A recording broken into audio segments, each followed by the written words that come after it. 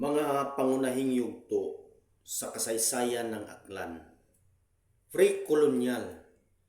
Noong 1213, ang mga dayo mula sa Borneo na pinamumunuan ng 10 dato ay dumating at nagtatag ng pamayanan sa lugar na tinatawag na Minoro it Akyan. Nasakop ang kasalukuyang Capiz at Aklan. Panahon ng mga Espanyol. Naging bahagi ang Kalibo ng Capiz noong panahon ng kolonisasyon.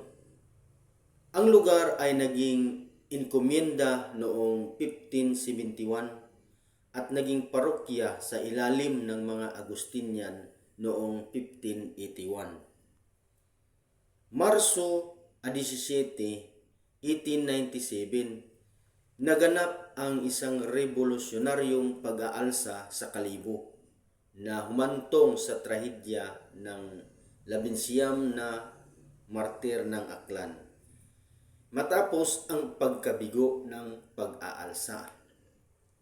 Kasaysayan pagkatapos ng pananakop.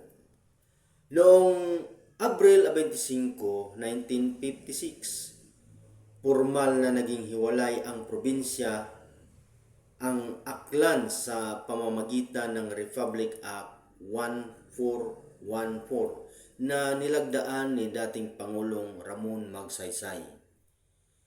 Nobyembre 8, 1956, ginawa itong opisyal na lalawigan. Pamana sa probinsya ng Aklan.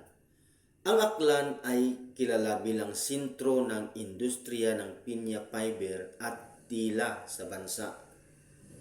Ang Akyanon o Inakyanon ay ang sariling wika ng mga Aklanon.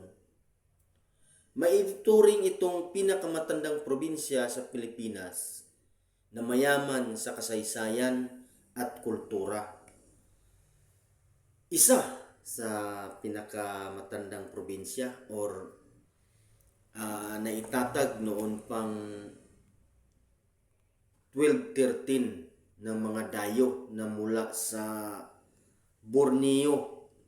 Ang dayong tinatawag na Minero it Akyan na dumating sa Aklan at nagtatag ng pamayanan sa lugar na yun, Aklan. So pagkakatatag noon pang